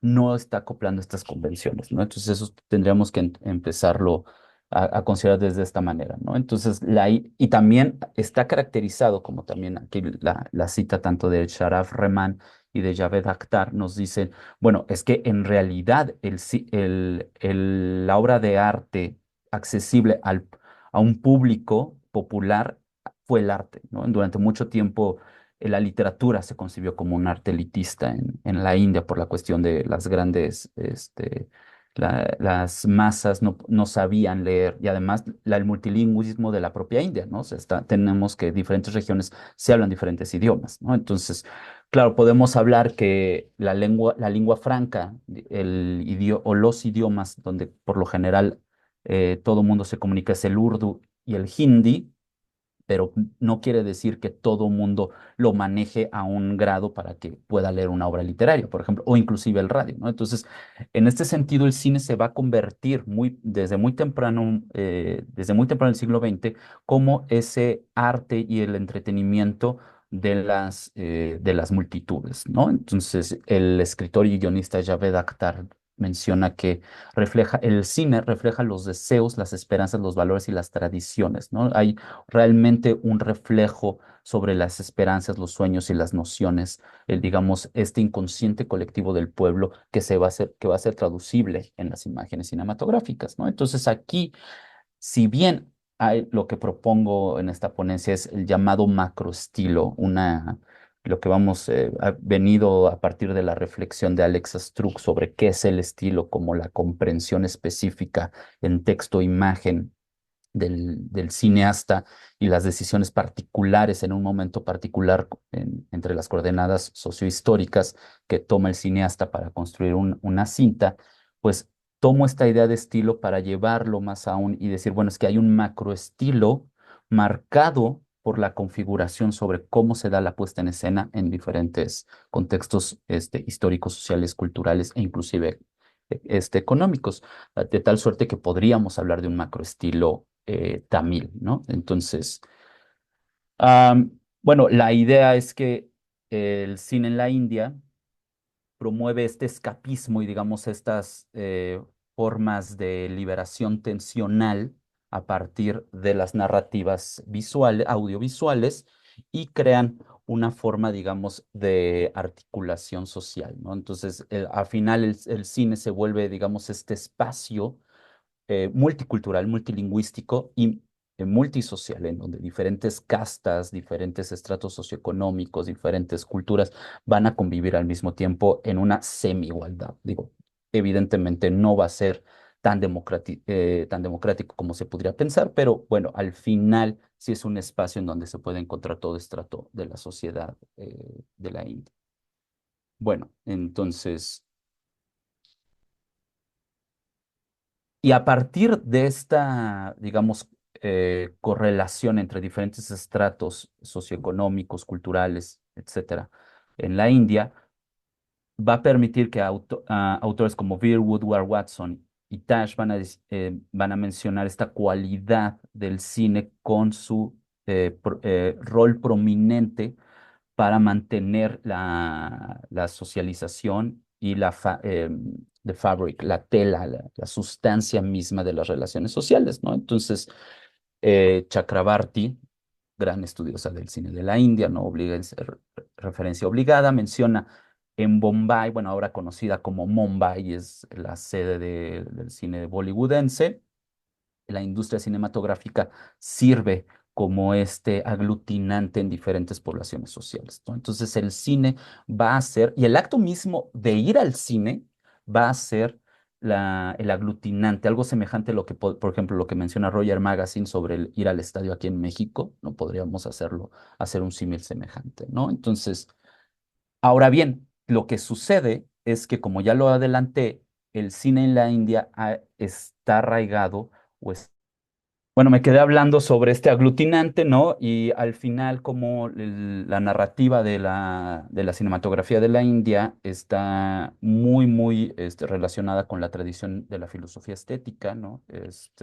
Particularmente como esta narratología vinculada con tanto costumbres como con valores, se vuelve este transmisor de los valores más o menos comunes, ¿no? Sobre todo arraigado en el hinduismo, ¿no? Entonces, ahora, ¿qué es lo que pasa con la cinta Nankadabul? Es una cinta de 2009 dirigida por el ahora ya reconocido como el director Bala, que es al mismo tiempo reconocido por un revolucionario del cine tamil, quien rompe los códigos y los estándares del cine tamil que seguía mucho a Bollywood. Ahora, a partir de Bala, se ha considerado que el cine tamil ha buscado su propia estética. No nada más rompe con los patrones genealógicos y narratológicos de Bollywood, sino que al mismo tiempo, bueno, echa a andar toda una tradición desde 1999 con su primera cinta, 2000, hasta la fecha, digamos, el cine de los sin casta, ¿no? O sea, particularmente el cine de Bala eh, es un cine enfocado a los llamados sin casta, las clases más populares, más desprotegidas, y en Nankadabu lo vemos, ¿no? Básicamente cuenta dos historias paralelas, la historia de Rudran, un niño abandonado en la ciudad que es considerada para muchas tradiciones hinduistas sagrada, la ciudad de Kashi, que es dejado por sus padres ahí, en un templo, y muchos años después lo encuentran ya convertido en un hombre, pero ahora es un Nagori, un monje asceta, y es considerado como un hombre sagrado. De ahí la relación con el nombre Nankadabul, yo soy Dios, ¿no? Y al mismo tiempo vemos la historia de Hamsavali, una mujer ciega forzada a mendigar, ¿no? Unos hombres la secuestran, controlan, ya sea que ellos mismos les rompan las piernas a niños o secuestren a personas con diferentes discapacidades y los obligan, digamos, hay una suerte de trata, ¿no? Los obligan a mendigar en las calles y se quedan con aquello que mendigan, ¿no? Para empezar, pues tenemos a Arya, ¿no? Que ese es el gran héroe de acción del cine tamil, siempre en papel de galán, siempre en papel de héroe de acción, y aquí lo vemos como un personaje inclusive déspota y un tanto cruel. ¿Sí? Y Apuja Umashakar, ¿no? Una de las grandes It Girls, ¿no? Modelos, actrices, me parece que hasta concursó por Miss India, por lo general muy guapa, y aquí la vemos completamente diferente, ¿no? Entonces, y en realidad, con respecto a la utilización de la música semejante al patrón que se utiliza en Bollywood, vamos a tener que solamente el acto inicial, el llamado, o lo que se conoce en el cine de la India como perdón, la secuencia de presentación del héroe, ¿no? Donde vemos al héroe haciendo proezas, viendo cómo trata todo el mundo muy bien. Pero esta presentación del héroe por parte del personaje de Rudran, pues lo vemos haciendo una serie de secuencias de acción y, bueno, medio prácticas místicas con una canción que realmente es muy utilizada, es muy famosa y es muy utilizada en el hinduismo, Shivoham, que de hecho es una canción de culto hacia el dios Rama, ¿no? Y de sus diferentes personificaciones.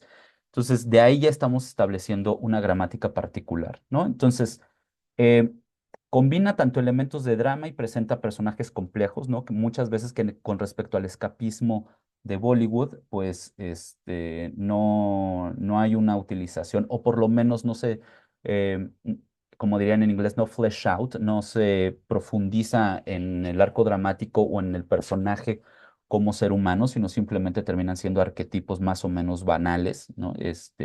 Porque sirven a la trama, ¿no? Eso también lo podríamos mencionar. En el cine de Bollywood, la trama está por encima de la exploración del personaje.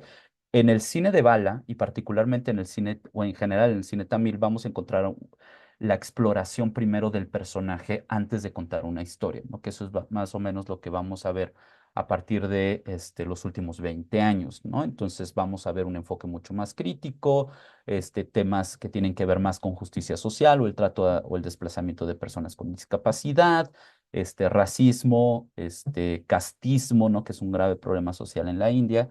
Y entonces vemos, por ejemplo, como Nankada Kadabul no se instala en el escapismo espectacular del cine de Bollywood, sino sus códigos se construyen desde un relato mucho más crudo.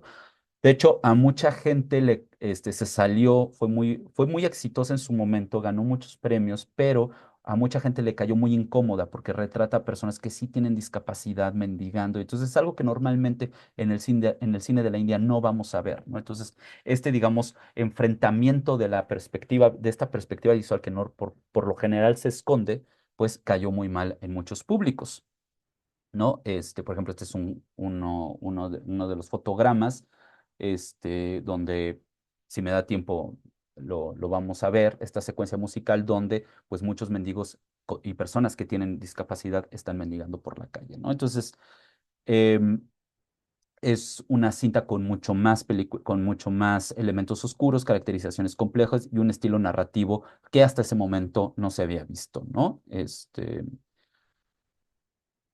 Ahora, aquí tenemos la cuestión, la utilización diferente. Bueno, en general en el cine de la India vamos a ver que hay un uso, lo que lo podemos llamar expresionista de la música, ¿no? En lugar de contar, por ejemplo, en muchas otras convenciones musicales, por ejemplo en Hollywood, que se utiliza más en una forma inclusive narrativa para contar la historia, por lo general en la India no vamos a encontrar este elemento que podríamos llamar más impresionista, sino vamos a encontrar un uso expresionista del segmento musical, que tiene que ver más con la expresión de la emoción del mundo interno de los personajes, ¿no? Entonces, por lo general vamos a encontrar en momentos álgidos donde el personaje o está feliz, está triste, cómo se va a expresar en lugar de por diálogo por medio de la música. Todos estos son segmentos, por ejemplo, tenemos a este personaje, un mendigo disfrazado del dios Hanuman, ¿no? Entonces, que también esta cuestión en particular provocó mucha controversia por la representación del dios Hanuman y equipararlo con un mendigo, con una persona con discapacidad, ¿no? Entonces, las consecuencias musicales es que expresan el mundo emocional de los personajes, ¿no? Parte de la tradición que tiene que ver con esto ya mencionaba, ¿no? Insisto en el uso narrativo del inserto musical, ¿no? Entonces, en lugar de ver cómo el héroe, en este caso Rudran, interpretado por el actor de Accionaria, ¿no?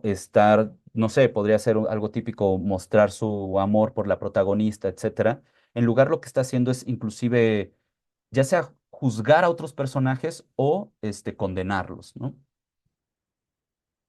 Entonces, bueno, ya que tenemos más o menos un overview muy, muy somero del cine de la India y de la cinta, la propuesta teórica tiene que ver con el estilo cinematográfico según David Borwell, y ya les adelantaba la idea de estilo de Struck, ¿no? El concepto de estilo, según Borwell, se refiere a a la textura de la imagen y el sonido, entendiendo la textura desde el punto de vista semiótico, en donde es realmente el tejido de códigos, de significaciones, de símbolos, etcétera, que van a articular el discurso, ¿no? Entonces, es el resultado de las decisiones de los cineastas bajo circunstancias históricas específicas, ¿no? El estilo de Nankadabul, como ya lo mencionaba, refleja la individualidad del director, pero al mismo tiempo las condiciones socioculturales específicamente en la que está inmerso el cine tamil, ¿no? Entonces, ¿cómo es la puesta de escena en Tamil que refleja este estilo específico? Bueno, pues para empezar, hecho mano del concepto de imagen-percepción de Deleuze, ¿no? Esta idea que tiene Deleuze sobre que los diferentes tipos de cine son diferentes bloques, bloques de duración, bloques de percepción, etcétera. Pues para Deleuze, la imagen-percepción, el cine que está vinculado con la percepción tiene que ver con estos bloques sobre cómo los personajes van a estar observando su mundo y cómo otros personajes los ven, ¿no? Entonces, realmente lo que estamos viendo es que nos estamos instalando en diferentes formas de percibir particularmente de los personajes que tienen discapacidades, cómo ellos ven el mundo y cómo el mundo los ve, ¿no? Entonces, en realidad, el montaje, desde este punto de vista deleuziano, sería el acomodo de estos diferentes bloques de percepción articulados por posturas, por posturas subjetivas, ¿no? Primeros planos, planos subjetivos, y vinculado con un montaje lento, ¿no? Ahora, la cámara estilo se centra en la autoría del director, ¿no? La propuesta, ya se los mencionaba, es la cámara macro estilo, como hay un estilo mayor del cual el estilo se alimenta. Ahora, la cuestión con el sonido es que el sonido termina por romper las estructuraciones específicas de los estilos con los que convive el cine tamil. ¿A qué me refiero? Que el cine tamil va a estar dialogando con otras formas de utilizar particularmente los insertos musicales, ¿no? Si bien sí podemos ubicar que hay una serie de formas, digamos, expresionistas que habitan en el cine de la India, en donde el inserto musical, lo repito, puede y se utiliza para expresar en la interioridad del personaje su mundo interno, su universo emocional. El cine tamil lo está haciendo, pero no para celebrar la parafernalia del espectáculo, no para el escapismo, sino para llamar la atención al sufrimiento de diferentes poblaciones, ¿no? Entonces, particularmente, la música es, tanto el montaje como la música van a estar articulando diferentes formas de relación entre la narración con su público, porque cuando estamos viendo estos insertos musicales, cuando nos están presentando a los diferentes personajes con diferentes discapacidades, se nos está trayendo y se nos está atrapando y la música está funcionando como esta articulación, ¿no? Como digamos este hilo conductor. Entonces lo que estamos viendo es una inversión de los tropos estilísticos musicales y claro, visuales, tanto de Hollywood. Entonces, em, más allá del entretenimiento, la inserción musical sirve como una afrenta a las convenciones genéricas, pero al mismo tiempo sirve para atraparnos a una emotividad y una sensación específica de estos personajes. Particularmente el personaje de Hamza Bali, resulta ser nuestro personaje de punto de vista y conocemos el sufrimiento cuando ella canta, ¿no?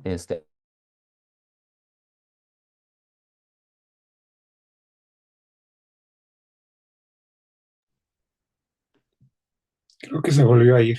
Voy a cortar. Bueno, le había puesto ya 5 minutos porque a lo mejor fue la tecnología la que lo sacó por ese mensaje. Bueno, si regresa, pues ya le damos tiempo de que concluya, ¿sí? Para que podamos tener al menos unos 15 minutos de discusión. Todavía no.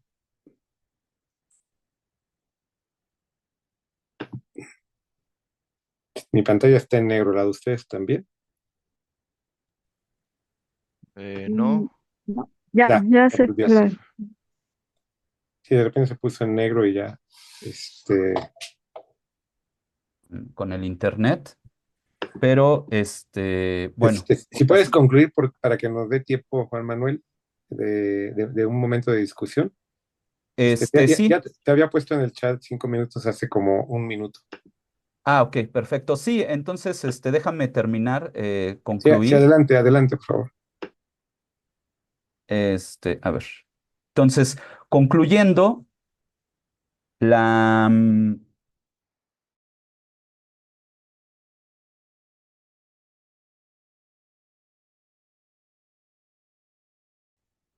entreviniendo los Gracias. macroestilos con los que con los que está dialogando, ¿no? Entonces, si bien tenemos una dominancia del macroestilo bollywoodense, el cine tamil está reconfigurando y se está levantando en contra de estas estructuraciones tanto visuales, pero también aureales, ¿no? Entonces, el inserto musical cobra un resignifica o se resignifica a partir de, en el cine de bala, mostrar aquello que tanto el cine como la sociedad de la India, acostumbrada a la espectacularización del escape, no quiere ver. Bueno, eso sería todo y muchas gracias y una disculpa de nuevo.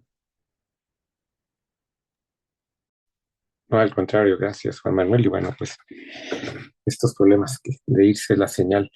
Bien, bueno, pues si quieren, alguna pregunta, alguna duda que tengan, interpelar a alguien, no sé si alguien quiera. A mí se me ocurre, Juan Manuel, perdón, esta primera, bueno, nada, algo rápido, porque no lo había pensado hasta ahora. ¿Qué tanto nuestra condición cultural de Occidente determina también la perspectiva de análisis del sonido? O sea, no sé, de repente digo, wow, me doy cuenta que a lo mejor este, no solamente es que la cultura occidental me afecta, sino también afecta mi forma de acercarme, ¿no? Ahora que Claro. estudias otra cinematografía tal vez tan alejada, que tienes que explicar tanto, que tienes que Ujú. profundizar. ¿Tú ves esto que está ahí presente o hay una especie, justo estoy leyendo un libro de Lauro Zavala sobre el placer del cine, sus conversaciones, y para Lauro hay como universales, hay Claro. modelos universales que no importa qué cultura, y yo no estoy tan seguro. ¿Tú qué piensas? Yo creo que, bueno, es que sí, claro, los regímenes escópicos, pero también los regímenes auditivos, ¿no? O sea, determinan la manera en que analizamos, leemos, comprendemos los materiales culturales y pues nuestro mundo, ¿no? Al final, el régimen escópico sí nos enseña a ver y a jerarquizar, pero también hay regímenes auditivos y que nos enseñan a escuchar y a comprender estos sonidos que construimos, ¿no? O sea, entonces, por ejemplo, si yo voy a ver, no sé, un producto hollywoodense como The Avengers, no sé, una película de Marvel, que me gusta, ¿no? No quiero decir que esté mal, pero mi relación, tanto auditiva como visual, va a estar jerarquizada por mi educación, tanto visual como auditiva. Entonces, yo ya hay una, digamos, preconcepción sobre cómo tengo que o cómo me debo relacionar, y eso se vuelve inclusive tácito.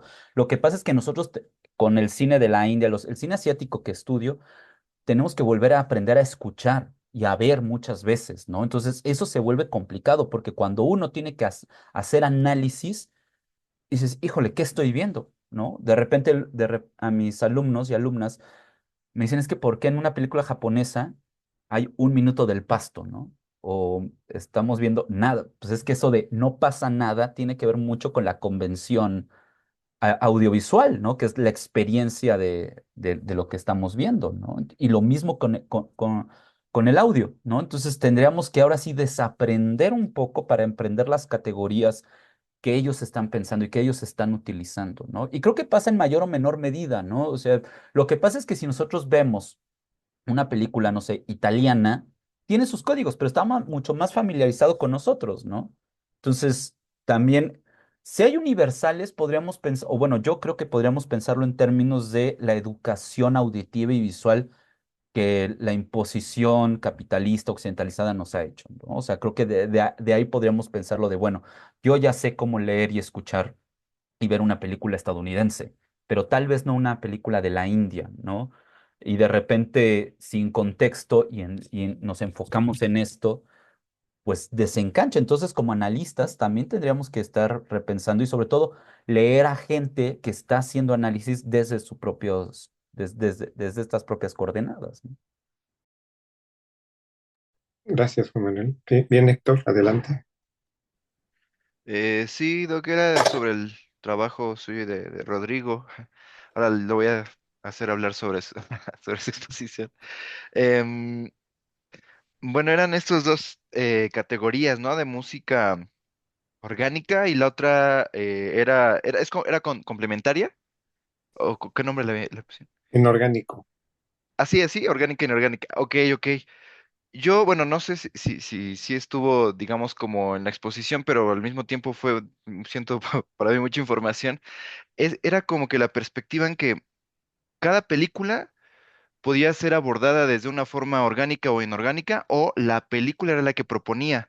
Una tenía música orgánica y la otra tenía música inorgánica. En ese sentido, em, pensando en la propuesta de la semiosfera, ¿no? Porque también Sí, en estos movimientos, pues está este como centro y periferia, ¿no? sí, de acuerdo. Y bueno, igual entiendo que es apenas en desarrollo, ¿no? Eh, ¿Notarían ustedes algo que esté, porque bueno, el centro es algo que está ya más sólido, ¿no? Más estable, como que hay más de ello. Eh, ¿Notarían que hay más presencia de música orgánica o música inorgánica en el cine actual? No, mira, realmente es la distinción, mejor esto no quedó muy claro, pero ahora lo aclaro. La distinción, la primera, es que nos estábamos peleando con lo que no queríamos hacer, que a lo mejor sale gratuito, ¿no? O sea, pensamos que muchas veces la banda sonora ha sido considerada como algo que no es propio del cine, ¿no? O sea, nadie se cuestiona un cine sin imágenes. Entonces nosotros dijimos, es que hay sí, o sea, no puede haber cine sin banda sonora, ¿no? A pesar de que hubiera sido silente y lo que tú quieras, ¿no? Digamos que esa es la postura radical. Entonces, lo que intentamos es con esta película, no hablar que esta película es una especie como eh, de punteo musical, de leitmotiv, de música que va de lo diegético a lo extradiegético. O sea, lo que queríamos, y por eso fue Lotman, lo que queríamos era pensar cómo organiza, ahora sí, la organicidad la película. Y está ahí la banda sonora. La banda sonora es tan importante como todo lo demás, pero en este caso lo que permite es que precisamente para evitar este problema, que es algo que peleábamos como lo generacional, yo no estaba muy de acuerdo en ponerlo, ¿no? Sobre todo lo generacional fuera de la película, ¿no? Por eso el director no, pero lo generacional dentro de la película sí está, pero no es una relación de personajes o de su trabajo, ¿no? O sea, eso no importa, lo que importa es cómo se relacionan ellos a partir de la música y qué es lo que ocurre. Yo tengo un problema con la lámpara que se apaga sola, no sé por qué, pero bueno. Y Juan Manuel con la computadora, cada quien con sus tecnologías. Entonces, la idea es, es tomar, ¿sí? Este elemento central como el personaje principal, como traductor, que lo que hace es, o sea, deja filtrar y deja fuera algunas cosas. ¿Sí? En este caso, que es lo que veíamos, ¿no? La chica se siente, digamos, tocada por el grano de la voz de Patti Smith y le dice, espera, no lo quites, ¿no? Y el chico está desesperado, bueno, además su interés está en otro lado, entonces no va a apelar a la música nunca y pero eso no le importa, ¿no? Él como está en las láminas, está teniendo un valor utilitario.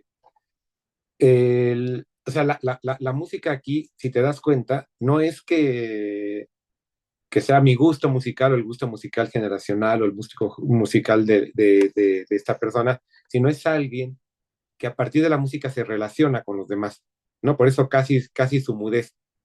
Entonces es un lindo ejemplo de cómo podemos pensar que a lo mejor hay otras películas que hemos estudiado a la música como un elemento adicional al cine. Entonces el reto conceptual es exactamente cómo logramos que eso no pase. Bueno, estamos en eso, ¿no? Y Ajá. en esta película, pues sí, pues, digamos que el corpus nos viene muy bien. Ahora Sí, habría que ver si esto en otra película también podría ser lo mismo, ¿no? sí, sí, sí, claro, ¿no? Cuestión de ir ahí, pues ¿no? Lo que llaman casuístico y ya de ir viendo. Ok, sí, sí, sí. Entonces, bueno, en primera instancia, como que se podría decir que sí está bien presente cuando es evidente la relación entre los personajes y la música, ¿no? Como Baby Driver, quizás, ¿no? Algo Ujú. así. Ok, ok, gracias, Doc. No, ustedes. ¿Tiene alguna otra pregunta? ¿Comentario alguna de las ponencias?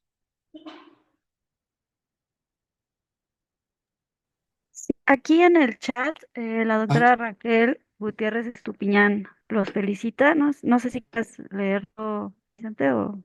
sí, quiero felicitar a los ponentes, esta lámpara está peor, de esta mesa. Al rescate de filmes se une la presentación y puesta a prueba de herramientas teóricas, así como análisis bien equilibrados. Ah, bueno, gracias por tan bonito mensaje.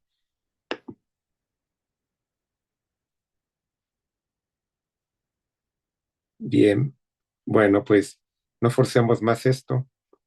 A continuación ya no hay ya no hay mesa.